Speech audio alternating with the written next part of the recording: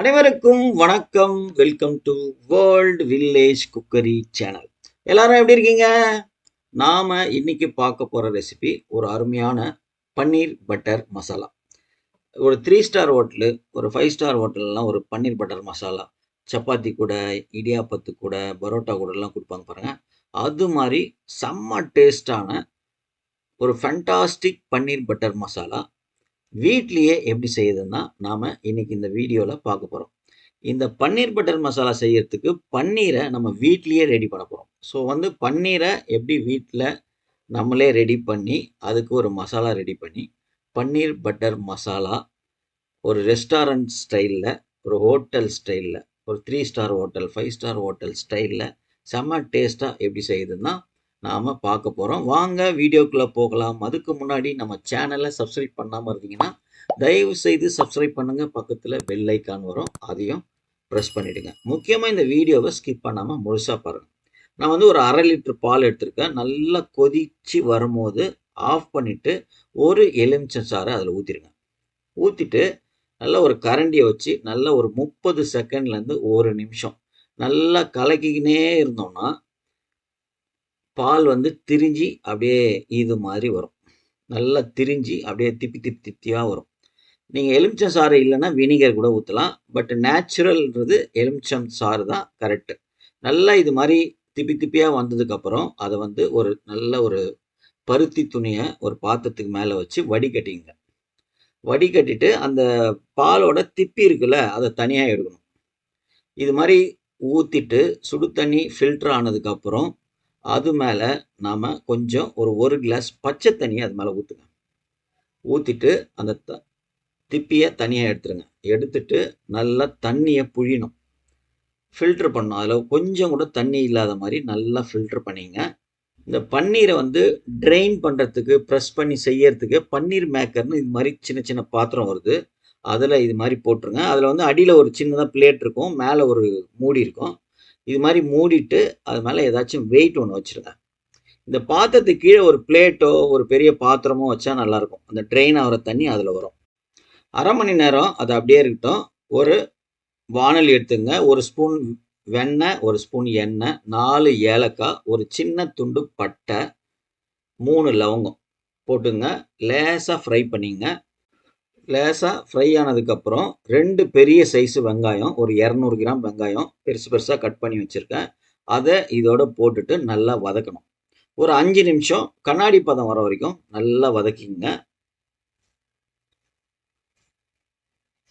வெங்காயம் நல்லா வதங்கினதுக்கப்புறம் ஒரு 10 பல்லு பூண்டு தோல் உரிச்சு வச்சுருக்கேன், அதை இதோட சேர்த்துக்கலாம். ஒரு சின்ன துண்டு இஞ்சி, அதை 4 பீஸாக கட் பண்ணி வச்சுருக்கேன். இது 2ஓட பச்சை வாசனை போகிற வரைக்கும் லேசாக வதக்குங்க. ஸோ வெங்காயம், இஞ்சி, பூண்டு ஓரளவுக்கு நல்லா வதங்கினதுக்கப்புறம் 300 கிராம் தக்காளி பெருசு பெருசாக கட் பண்ணி வச்சுருக்கேன், அதை இதோட சேர்த்துக்கணும். அதே மாதிரி ஒரு 10 முழு முந்திரி சேர்த்துருக்கேன். இது எல்லாத்தையும் நல்லா பெரட்டி விடுங்க. நல்லா மிக்ஸ் பண்ணி விட்டுட்டு 2 நிமிஷம் தக்காளி எண்ணெயில் நல்லா வதங்கினதுக்கப்புறம் சிம்மில் வச்சுட்டு இதை மூடிடுங்க. மூடிட்டு ஒரு 10 நிமிஷம் அப்படியே நல்ல எண்ணெயில் வேக வைங்க. சிம்மில் வச்சிட்டிங்கன்னா 10 நிமிஷம் எதுவும் டிஸ்டர்ப் பண்ண தேவையில்ல, அதுவே நல்லா வதங்கிடும். பாருங்கள், 10 நிமிஷம் கழித்து பார்த்தீங்கன்னா தக்காளியிலேருந்து தோலெல்லாம் தனியாக பிரிஞ்சு வர மாதிரி பிரிஞ்சு வரும். நல்லா வதங்கி இருக்கும். இந்த அளவுக்கு வதங்கினதுக்கப்புறம் இதை அப்படியே இறக்கி ஆற வச்சுடுங்க. ஆறுனதுக்கப்புறம் மிக்சி ஜாரில் போட்டு நல்லா ஃபைன் பேஸ்ட்டாக கொஞ்சம் போல் தண்ணி ஊற்றி அரைச்சிங்க. இந்த பேஸ்ட்டு இது மாதிரி இருக்கணும். இன்னும் கொஞ்சம் தண்ணியாக இருந்தாலும் பரவாயில்ல. நம்ம அதுக்கப்புறம் ரொம்ப திக்காக இருந்ததுன்னா தேவையான தண்ணி நம்ம ஊற்றிக்கலாம். அப்புறம் அதே பவுலை திரும்பவும் நம்ம அடுப்பில் வச்சுட்டு திரும்பவும் நல்லா ஒரு பெரிய சைஸு பட்டர் கொஞ்சம் சேர்த்துங்க. அதே மாதிரி எண்ணெய் சேர்த்துங்க. ஒரே ஒரு பிரிஞ்சி இலை, 3 பச்சை மிளகா, ஒரு வெங்காயத்தை ரொம்ப பொடியாக கட் பண்ணி வச்சுருக்கேன், அதையும் இதோட சேர்த்துட்டு எல்லாத்தையும் நல்லா வதக்குங்க ஒரு 3 நிமிஷத்துக்கு. இந்த வெங்காயம் நல்லா வதங்கினதுக்கப்புறம் ஒரு 1/2 ஸ்பூன் மஞ்சத்தூள், 1 ஸ்பூன் குழம்பு மிளகாத்தூள், 1/2 ஸ்பூன் கரம் மசாலா, தேவையான அளவு உப்பு, இது எல்லாத்தையும் அதே எண்ணெயில் வெங்காயத்தோடு சேர்த்து நல்லா ஃப்ரை பண்ணுங்க. கலர் ஒரு டார்க் ப்ரௌன் கலர் வரும். நம்மளோட குழம்பு மிளகாத்தூளில் நம்ம காஷ்மீரி மிளகாவும் போட்டு அரைக்கிறதுனால நல்ல கலர்ஃபுல்லாக வரும். இந்த அளவுக்கு நல்லா ஃப்ரை ஆனதுக்கப்புறம் நம்ம அரைச்சி வச்சுருக்கோம்ல அந்த பேஸ்ட்டை இதோட சேர்த்துக்கணும். சேர்த்துட்டு தேவையான அளவு தண்ணியும் இதில் சேர்த்துங்க. நல்லா மிக்ஸ் பண்ணி விடுங்க. ஸோ பேசிக்காக நம்மளுக்கு தேவையான கிரேவி வந்து கிட்டத்தட்ட ரெடி ஆயிடுச்சு. நல்லா மிக்ஸ் பண்ணிவிட்டு இதை மூடி ஒரு 5 நிமிஷத்துக்கு சிம்மில் நல்லா வேக வைக்கணும். அப்போ தான் கொஞ்சம் கொஞ்சமாக அப்படியே எண்ணெய் பிரிஞ்சு வரும். ஸோ மூடி வேக வைக்கிற நேரத்தில் நம்ம ரெடி பண்ணி வச்சுருக்கோம்ல பன்னீரை பார்த்தீங்கன்னா பன்னீர் சூப்பராக ரெடி ஆகிட்ருக்கும். இந்த பன்னீர் பார்த்தீங்கன்னா கடையில் வாங்குகிற பன்னீர் மாதிரி இருக்காது.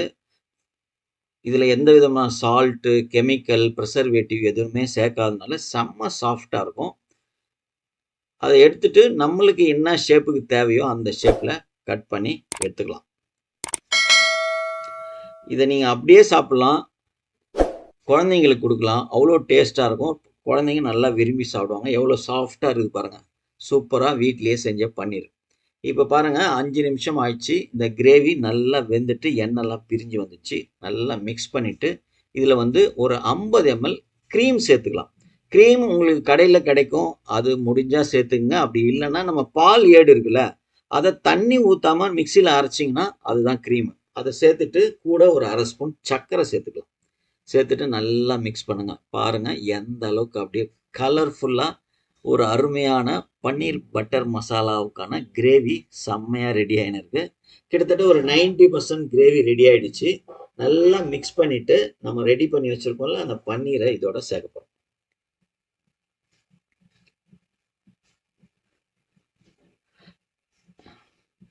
நல்லா சேர்த்துட்டு திரும்பவும் மிக்ஸ் பண்ணி விடுங்க. மிக்ஸ் பண்ணிவிட்டு ஒரு 2 நிமிஷம் அப்படியே வேக விடுங்க. பன்னீரை வந்து அந்த மசாலாவோட அப்படியே பிணையணும். அப்போ தான் வந்து அதை எடுத்து சாப்பிடும் போது அவ்வளோ டேஸ்ட்டாக இருக்கும். அவ்வளோதாங்க. கிட்டத்தட்ட பன்னீர் பட்டர் மசாலா ரெடி. கொஞ்சோண்டு கசூரி மேத்தி இது மாதிரி எடுத்து நல்லா கசக்கி தூளாக்கி அதில் சேர்த்துங்க. இது நல்ல ஒரு வாசனையை கொடுக்கும். பொடியாக நறுக்குன்னா கொத்தமல்லி அதை போட்டுட்டு இறக்குனீங்கன்னா ஒரு சூப்பரான பன்னீர் மட்டர் மசாலா. ஒரு ஹோட்டல் ஸ்டைல், ரெஸ்டாரண்ட் ஸ்டைல் ஒரு செம்ம டேஸ்டான பன்னீர் பட்டர் மசாலா ரெடி.